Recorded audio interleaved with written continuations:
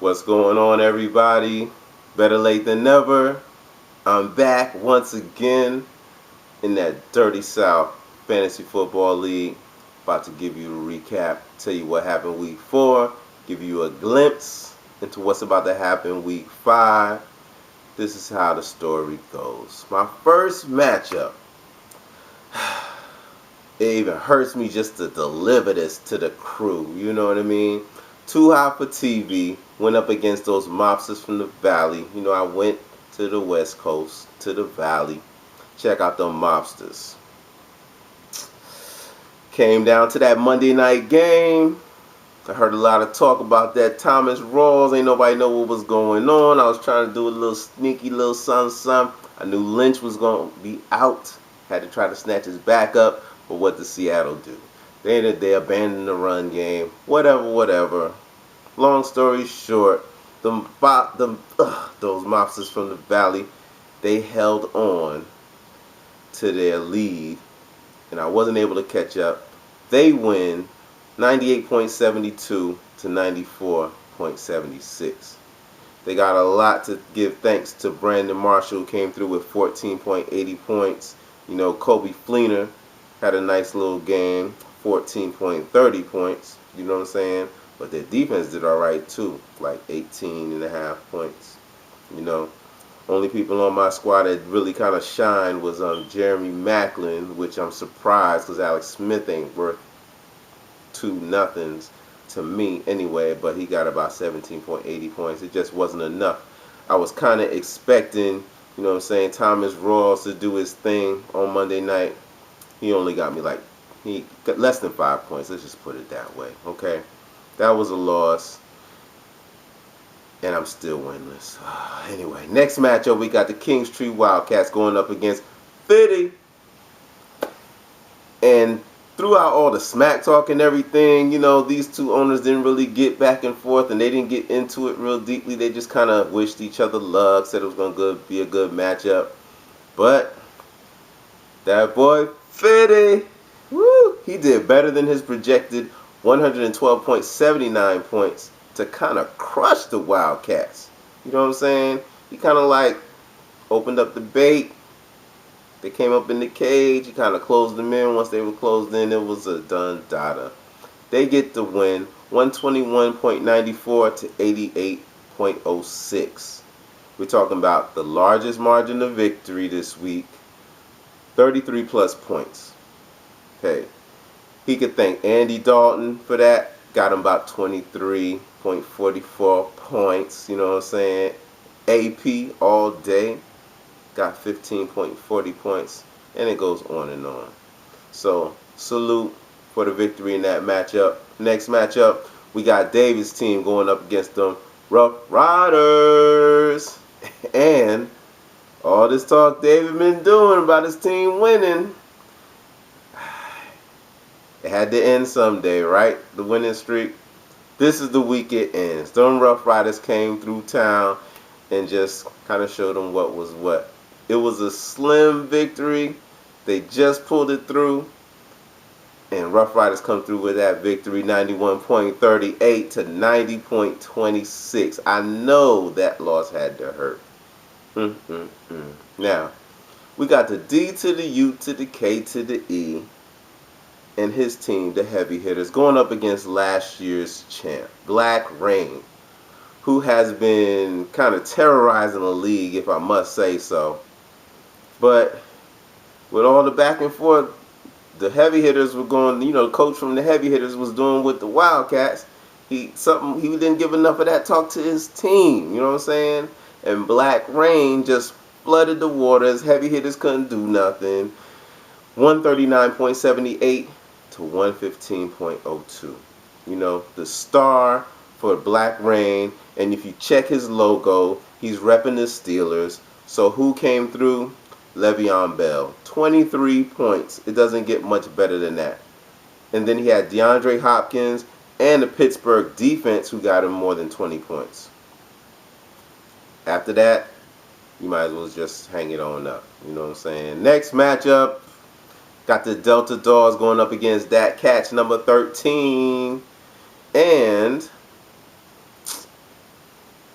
For this matchup, it wasn't as much of a blowout as some of the other matches. It wasn't as nearly as close as some of the other matches. It was a nice little matchup, but I know the Delta Dogs were kind of disappointed because they were projected to win by probably about almost 30 points. They ended up losing by about a little bit less than 10 points.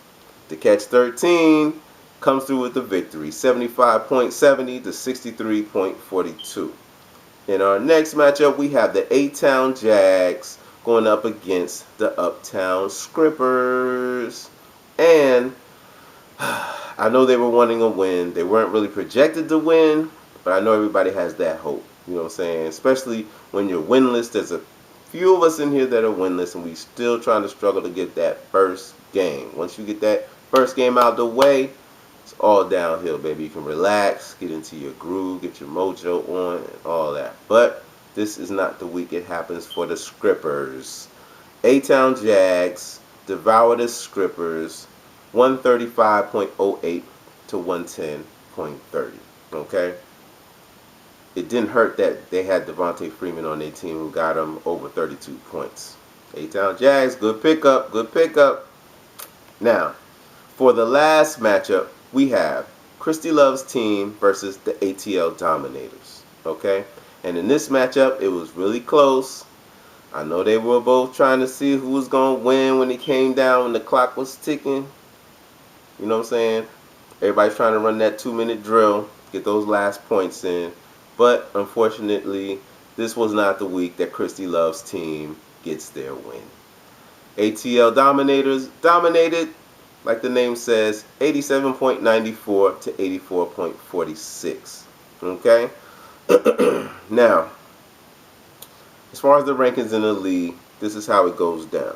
In first place, like I said, the reigning champ, and he reigns right now. He's reigning on his competitors. Reign, reign, reign. Black Rain, first place, undefeated, 4-0. In second place, we have those Rough Riders with a record of 3-1. Also with a record of 3-1, in third place, we got the A-Town Jags. Fourth place, we have those mobsters from the Valley Mobsters. Fifth place, Fitty, record of 3-1. Okay? Sixth place, we got the ATL Dominators. Seventh place, we got David's team. Excuse me, y'all. That ends the teams with the record of 3-1. With a record of 2-2, we have D.U.K.E Heavy Hitters in 8th place. Okay? Now, in 9th place, we've got the Catch 20, not the Catch 22, I'm sorry. The Catch number 13. I got to remember Odell Beckham Jr. I see the logo. I'm sorry, kid. The Catch number 13. Record of 2-2. 9th place. 10th place with a record of 1-3. Kingstree Wildcats. In 11th place, Delta Dogs, same record, 1-3. 12th place with a record of 0-4 is the Uptown Scrippers. In 13th place, Christie Love's team, also with a record of 0-4, and still in the basement. I have no reason why. I don't know what's going on. I'm ashamed to report it. Too Hopper TV is in last place, 14th place. But anyway, now that I have your attention, you probably, having a good time, whatever, listen to the video. I appreciate you all watching and all that good stuff. I'm going to give you a glimpse into what's going to happen shortly in our league. Week 5 matchups. A matchup I'm not really looking forward to, and I'm not afraid to say that. Too Hopper TV is going up against last year's champ, Black Rain. They're already projected to win at 121.30 points versus 104.38 points. We all know how that can flip on us in a second, but they're already up 21 plus points. Okay, next matchup, we got the Kingstree Wildcats going up against the A-Town Jags. It looks like both of them are not meeting their original projected scores, but right now, A-Town Jags is scheduled to win this one, or projected to win, 120.83 to 109.83. Okay? They both have a little head start, but King Street Wildcats only got like 1 point Thursday night versus the A-Town Jags 11.80 points. So let's see what happens. Davis' team, they're going against Christie Love's team. Right now, Davis' team is projected to crush Christie Love's team 107.37 to 52.15.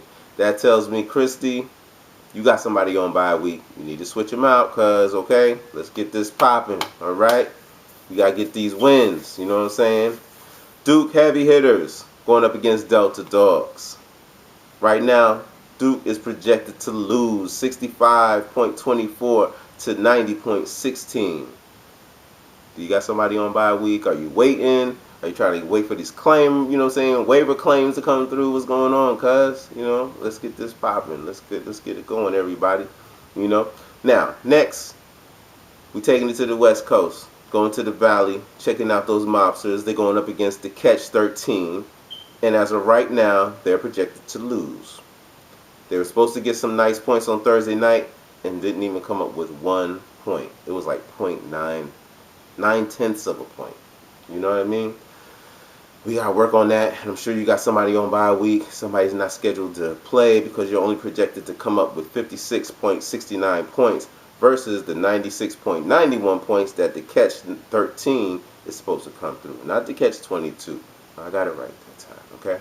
Now, we got 50 getting ready to go up against them Scrippers. Now, I'm sure 50 wouldn't mind letting these Scrippers do their thing and dance.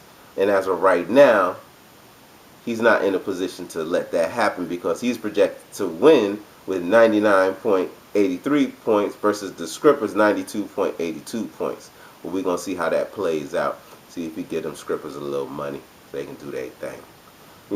Final game for week 5, we got them Rough Riders going up against ATL Dominators. And as I speak, ATL Dominators are projected to win 114.56 points to 98.39 points.